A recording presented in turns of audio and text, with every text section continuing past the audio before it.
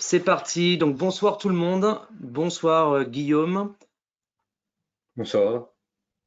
Bienvenue donc dans ce webinaire spécial Ishimoku. Donc c'est une première pour Guillaume qui vient présenter un sujet, on va dire un petit peu global sur le trading avec un outil spécifique qui est Ishimoku que vous avez certainement dû utiliser au moins une fois dans votre vie. L'idée ici, c'est Guillaume va vous exposer comment lui, en tout cas, l'utilise et comment est-ce qu'il arrive à trouver des zones intéressantes de trade via cet outil et ensuite comment il va le compléter avec sa propre stratégie qu'il utilise au quotidien. Donc moi, je m'appelle Raphaël Leblond, je suis le responsable France de WH Self-Invest. Donc là, vous me voyez, je suis dans les bureaux de Self-Invest en France, à Paris. On est dans le 9e arrondissement à Opéra. On aura la joie de vous retrouver toutes et tous au salon de l'analyse technique qui va se dérouler donc après-demain à la Tour Eiffel. Nous aurons un stand, on sera l'occasion de venir nous rencontrer. Guillaume sera également présent sur notre stand. Et donc, cette occasion-là, mais c'est comme toute autre occasion, c'est que nos bureaux sont toujours ouverts, donc surtout n'hésitez pas à venir nous rendre visite. Et donc, des webinaires comme celui qu'on va vous proposer ce soir, ce sera certainement le début d'une longue série de webinaires que Guillaume va présenter avec nous, dans lequel il va utiliser Ishimoku, mais aussi d'autres outils. Donc, je laisserai le soin de développer un maximum de contenu pour vous partager voilà, toute son expérience, bien que jeune, mais quand même grande expérience, assez professionnelle. Il vous en dira plus pendant ce webinaire. Donc, je vais m'occuper des questions et l'interrompre de temps en temps pour voilà, essayer de faire quelque chose, on va dire, un peu dynamique et d'échange. Donc, bon webinaire en tout cas à tous. Content de vous voir aussi nombreux. Et Guillaume, bah, écoute, c'est à toi. Je pense que le mieux, c'est que tu commences par te présenter, dire qui tu es et ce que tu vas nous proposer ce soir. Ok, alors déjà, bonjour à toutes et à tous, bienvenue dans ce webinaire. Alors tout d'abord, merci à toi Raphaël de m'avoir invité pour ce webinaire et merci également à tout Self-Invest. Alors comme tu l'as justement dit, aujourd'hui nous allons étudier l'outil Ishimoku et nous allons voir comment il est possible de l'utiliser d'une manière peut-être un peu plus simplifiée pour pouvoir identifier des zones. Alors pour cela, il y a un petit sommaire très rapide. Tout d'abord, je vais rapidement me présenter. Ensuite, on va faire ensemble une définition d'un trading gagnant, une stratégie de mise en contexte, d'une stratégie des zones avec Ishimoku, et ensuite la convergence des deux, c'est-à-dire du contexte et de l'outil Ishimoku. Alors, durant ce webinaire, 80% du temps sera consacré à Ishimoku plus les zones, et bien sûr 20% consacré au contexte, à la mise en contexte pour pouvoir justement utiliser ces deux éléments ensemble. Encore une fois, comme a dit Raphaël, n'hésitez pas à poser des questions. Si vous en avez, nous sommes là pour ça. Alors, partie 1, qui je suis? Alors, je suis titulaire du livret SIF, qui veut dire conseiller en investissement financier, à savoir que je n'exerce pas en tant que tel. Trader professionnel depuis plus de 10 ans, investisseur indépendant, rédacteur pour différents articles, cofondateur d'un indicateur de trading, donc GPOT, et j'ai également un projet en cours, un projet un peu fou, on peut le dire comme ça, de créer un tracker de type Exchange Trade Fund, donc autrement dit un type d'ETF. Et je commence également le suivi de portefeuille, donc pour la société Bulltrib, une toute nouvelle société.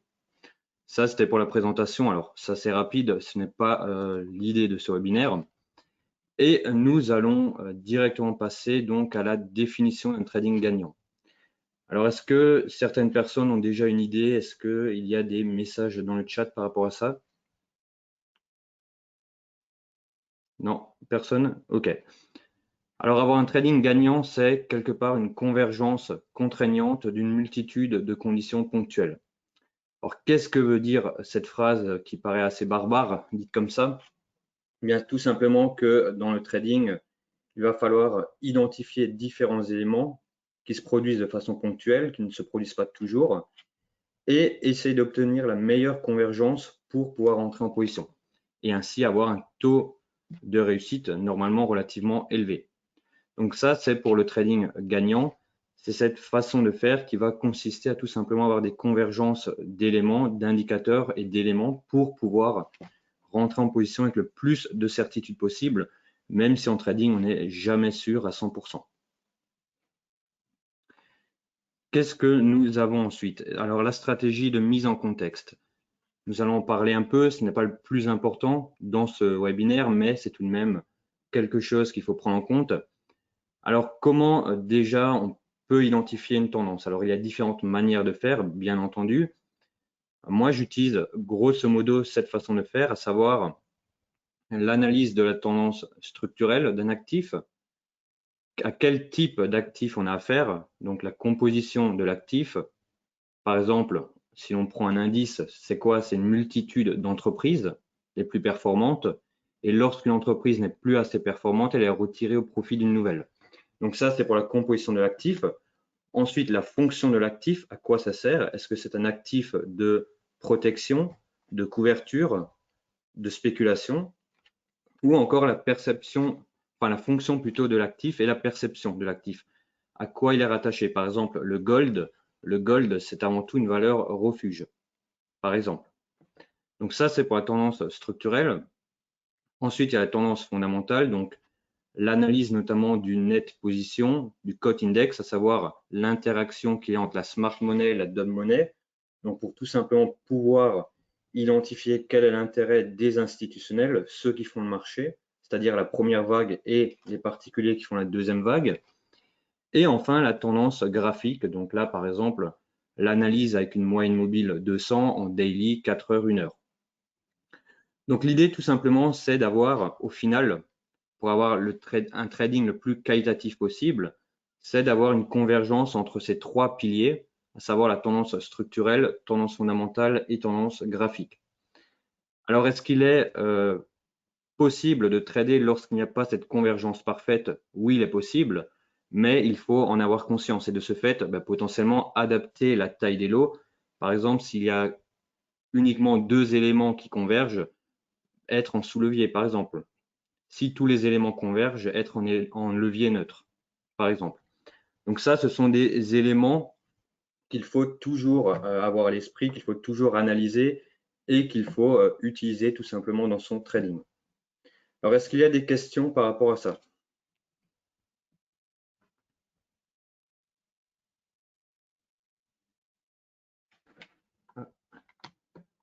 Alors, je n'entends pas les questions.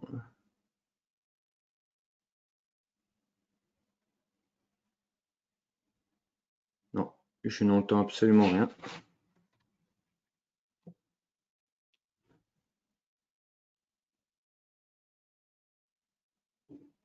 J'entends rien.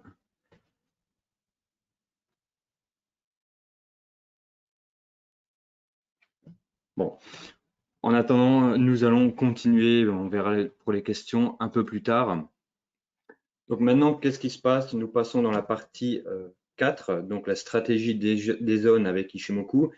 Et pour cela, bien, tout simplement passer sur la plateforme NanoTrader, donc celle-ci, la plateforme de WH Self Invest, une plateforme très très complète et qui permet de pousser assez loin l'analyse des données.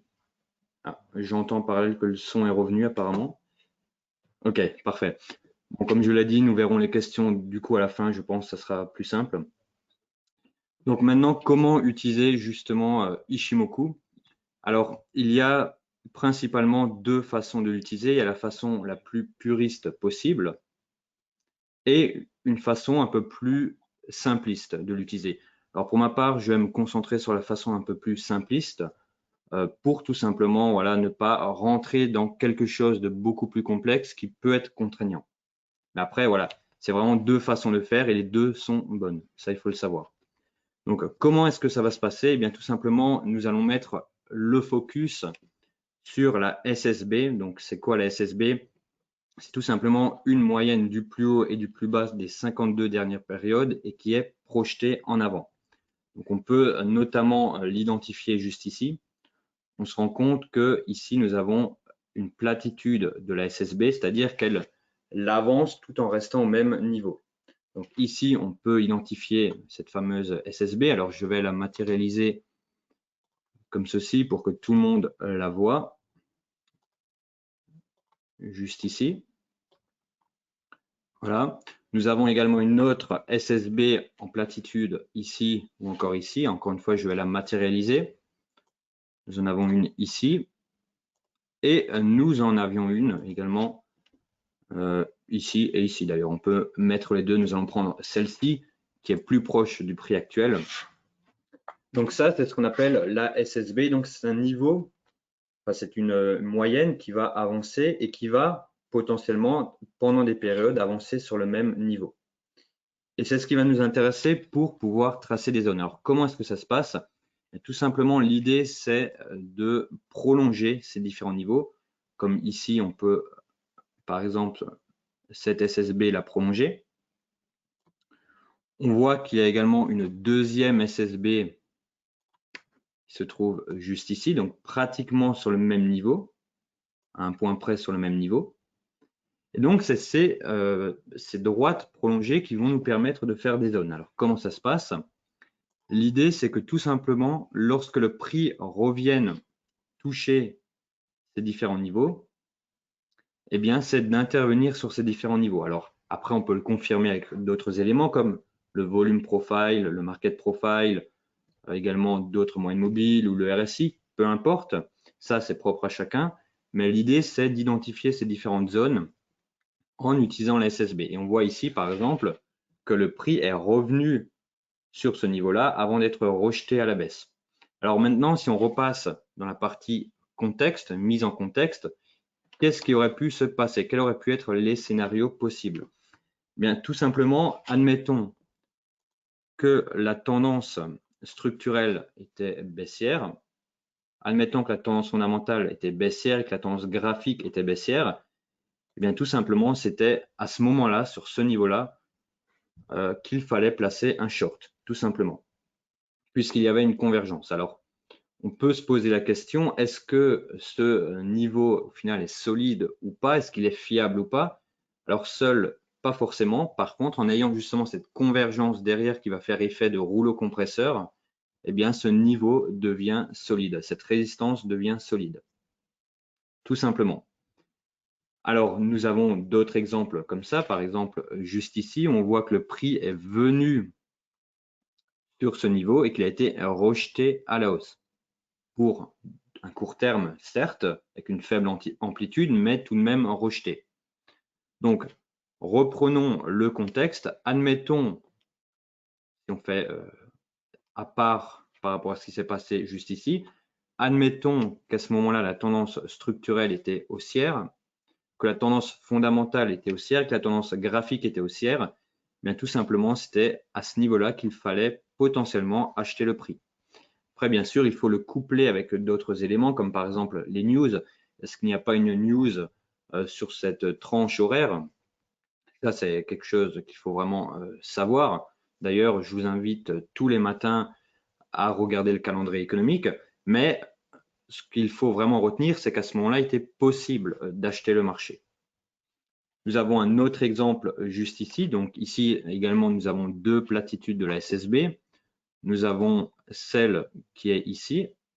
Alors, je vois que, voilà, la plateforme, là, juste ici, pour celui-ci. Et nous avions également cette SSB ici, qu'on pouvait prolonger. Qu'est-ce qu'il s'est passé par la suite? Eh bien, tout simplement, le prix est revenu sur ces deux niveaux et a été rejeté à la hausse. Puis est revenu une seconde fois et encore une fois rejeté à la hausse. Donc, encore une fois, si, admettons, à ce moment-là, il y avait une tendance structurelle haussière, une tendance fondamentale haussière ou encore une tendance graphique haussière, eh bien, il était possible d'acheter l'un des deux niveaux, d'acheter au milieu des deux niveaux ou alors en fonction d'une stratégie annexe, d'acheter le prix à ce moment-là et de chercher un take profit potentiellement plus haut. Voilà donc quelques modèles, quelques exemples. Après, nous en avons plusieurs. Nous pouvons même en identifier un qui pourrait arriver dans les jours suivants. par exemple, ici, nous avions également un niveau de SSB juste ici. Donc, potentiellement, si l'AUD-USD arriverait sur ce niveau-là, que derrière, il y a une tendance structurelle fondamentale graphique, qu'il y a la meilleure convergence possible, eh bien, à titre personnel, j'irai acheter le marché juste ici. Puisque ce qu'il faut vraiment comprendre, c'est que le marché est fait par les institutionnels, il n'est pas fait par les particuliers. Donc, l'analyse fondamentale, tout ce qui est smart money, dumb money, open interest et le comportement des institutionnels va en dire beaucoup sur le prix, et notamment sur le fait de la première vague qui est impulsée par les professionnels, par les institutionnels, et la seconde vague qui est tout simplement la masse de particuliers qui entraîne le prix. Donc ça, ce sont des éléments qu'il faut vraiment prendre en compte. Alors, nous allons maintenant regarder s'il y a quelques questions. Ça fait plusieurs minutes que je parle déjà. Alors, est-ce qu'il y a des questions dans le chat? Oui, des questions. La première, c'est Fabien qui nous pose la question de... il nous fait la remarque qu'il y a un gros niveau SSB au niveau du carré bleu. Alors, je ne sais pas de quel il est question, mais il dit pourtant, lui n'a pas eu d'effet. Alors, je ne sais pas si Fabien peut nous préciser. Ouais. Ouais. Il y a eu un effet. Déjà, le prix, alors je vais légèrement zoomer pour que nous puissions mieux voir. Le prix est venu clôturer à ce niveau-là, mais la mèche est descendue à ce niveau-là. Donc, on voit qu'il y a eu un rejet de ce niveau une première fois. Ensuite, effectivement, ce que dit Fabien, c'est très juste, c'est qu'à ce niveau-là, le prix l'a cassé, il n'y a pas eu d'interaction réellement dessus, mais que potentiellement, par la suite, il reviendra dessus. Est-ce que c'est pas déjà une réaction de casser un niveau de cette manière-là? C'est l'interaction, c'est pas forcément toujours de rebondir, ça peut peut-être aussi Ça peut être être de casser. une... Effectivement, ça peut aussi être de casser. Ça peut devenir quelque part un niveau de polarité où le prix reste au-dessus, fait un ou plusieurs contacts, casse et revient sur ce niveau, cette fois-ci par le bas. En fait, un support ou une résistance peuvent devenir des niveaux de polarité. Est-ce que c'est bon pour toi, Fabien? Il répond super. Donc a priori, on est bon. Avec plaisir. Est-ce qu'il y a d'autres questions?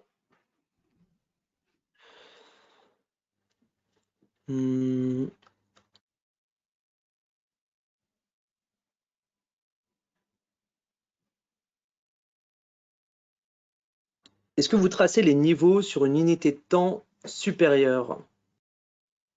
Oui, alors très bonne question. Alors je vais regarder majoritairement le daily, 4 heures ou 1 heure, mais il peut également m'arriver d'aller sur du weekly. En fait, l'idée, ce n'est pas forcément d'avoir une unité de temps précise, mais c'est d'utiliser le maximum d'unités de temps, de tracer tous les niveaux dans des codes couleurs, dans des tailles différentes pour pouvoir s'y retrouver, et après de voir s'il y a une convergence de niveau. Est-ce que par exemple un niveau 4 heures se retrouve sur un niveau weekly par exemple? Donc c'est ce qu'on appelle la convergence de niveau, et donc effectivement ça je le fais. Oui. Est-ce qu'il y a des niveaux qui sont généralement plus pertinents que d'autres? Alors moi je pars du principe, alors après peut-être voilà qu'il y a d'autres points de vue là-dessus, mais je pars du principe que plus les niveaux sont trouvés dans des unités de temps fortes, donc daily, 4 heures ou weekly, plus ils vont être pertinents. Même pour du scalping, puisque on va dire que je suis spécialisé en scalping, eh bien, l'idée, ce n'est pas de trader des niveaux 1 minute ou 5 minutes, c'est de trader des niveaux 1 heure, 4 heures, même en scalping. La seule différence va être au final la distance du take profit, du stop loss. Mais le niveau reste le même. Ok, excellent. Ensuite, Didier nous pose la question du quid des plats Kijun. De la Kijun, mais quid des plats Kijun? Oui, alors la Kinjun, effectivement, la Kinjun, on peut également retrouver des niveaux de support ou de résistance dessus.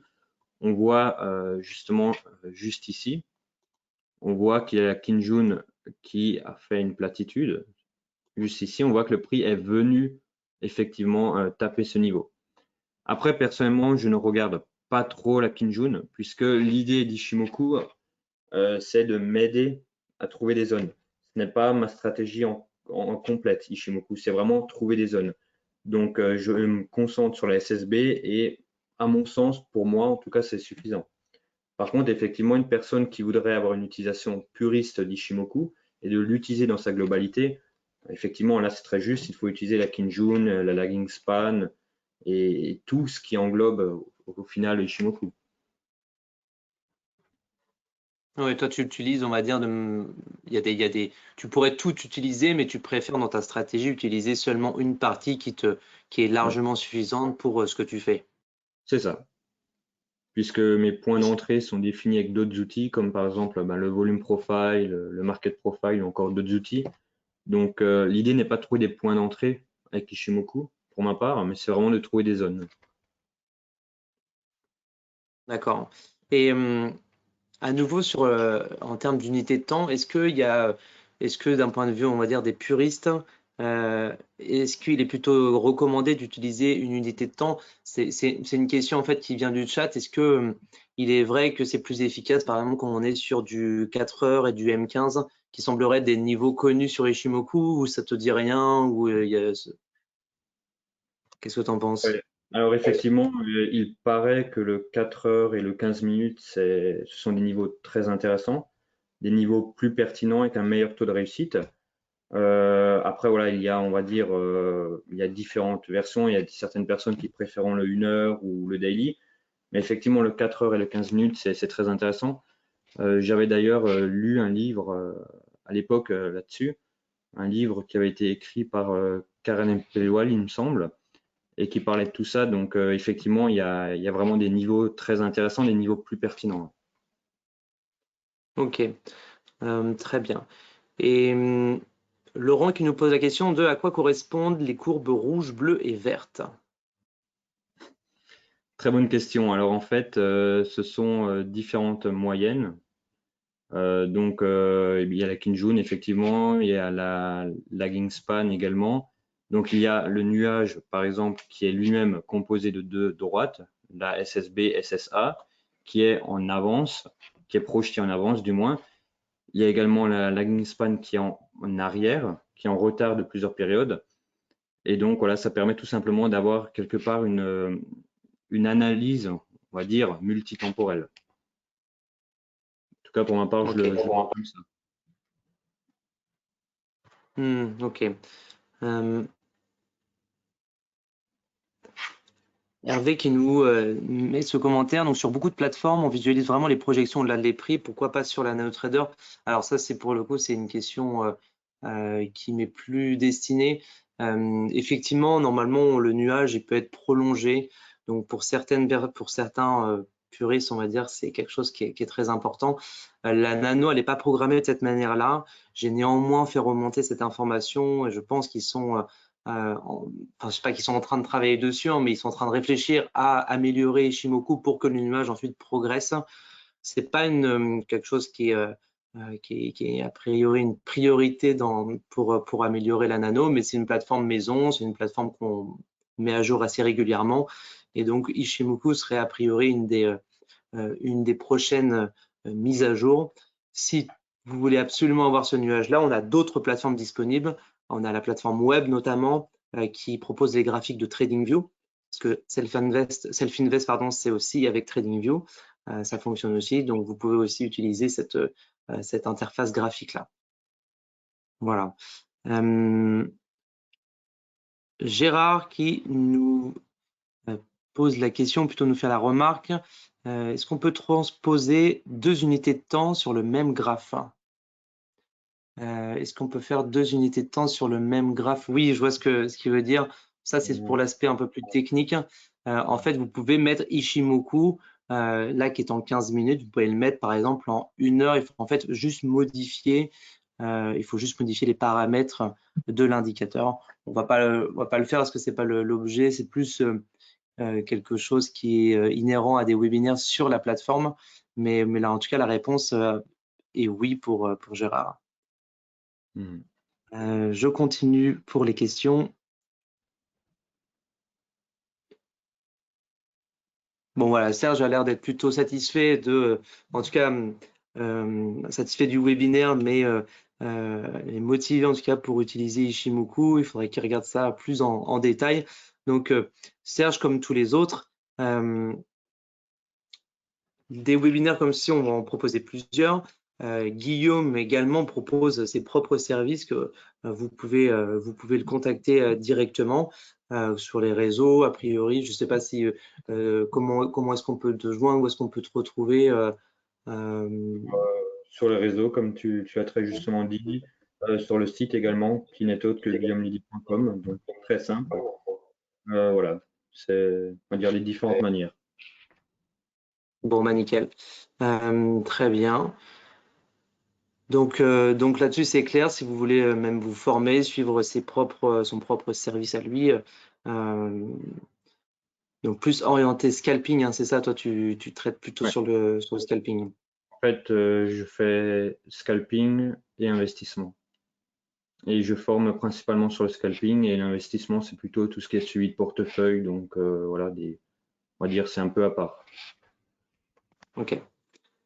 Hervé qui nous demande, vous ne vous servez pas de la Tenkan et de la Kijun ou des breakouts de nuages?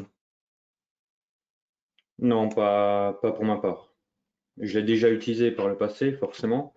Mais actuellement, c'est vraiment l'idée voilà, d'utiliser Ishimoku de la façon la plus simple possible et d'identifier justement avec la SSB les différents niveaux qui seront confirmés par d'autres stratégies, d'autres outils par la suite. Hmm. Ouais, en fait, Ishimoku, c'est vrai que, comme le disait, je ne sais plus qui le disait, oups, pardon, ça sonne en même temps, comme le disait, je me demande un instant, pardon, voilà. Comme le disait tout à l'heure un commentaire où où il nous disait que Ishimoku, c'est une stratégie en tant que telle. C'est vrai, c'est une vraie stratégie en tant que telle. Maintenant, on n'est pas obligé d'utiliser tous les paramètres d'Ishimoku. On peut seulement utiliser seulement une seule partie. C'est comme les bandes de Bollinger. Je sais pas, je pense à ça, je pense à au hasard. On n'est pas obligé d'utiliser tout ce que proposent les Bollinger, mais seulement une partie. Donc, moi, je vous invite vraiment à suivre déjà cet exemple-là. Rien ne vous empêche de continuer à utiliser les autres outils que propose Ishimoku. Mais voilà, pour cet exemple-là, en tout cas, c'est ce que Guillaume nous montre, c'est que c'est un très bon outil qui peut être simple à utiliser, parce que certains trouvent ça un peu compliqué. Et c'est un très bon angle, en tout cas, d'attaque en utilisant cet indicateur. On peut même, sur la NanoTrader, enlever les lignes si vous voulez garder uniquement le nuage. Ça, c'est possible aussi de le faire. Et Guillaume n'étant pas le seul à le faire, moi j'ai déjà vu des personnes qui n'utilisent que le nuage pour justement avoir des bons points d'entrée, en tout cas des lignes, de déterminer des vraies lignes, des vrais niveaux d'entrée en position, en tout cas des niveaux de surveillance. Donc ouais, là-dessus, c'est plutôt très intéressant. Je continue avec encore une question. Fabien nous demande, est-il vrai que quand la Chikuspan traverse le nuage, c'est super puissant? Une bonne question également. Alors, oui, il paraît, et je pense que ceux qui l'utilisent d'une façon très puriste vont prêter de l'attention à ça. Encore une fois, moi, je n'utilise pas cette manière de faire, mais effectivement, il y a différentes façons de faire avec les cassures et les croisements et lorsque ça sort du nuage. Ouais.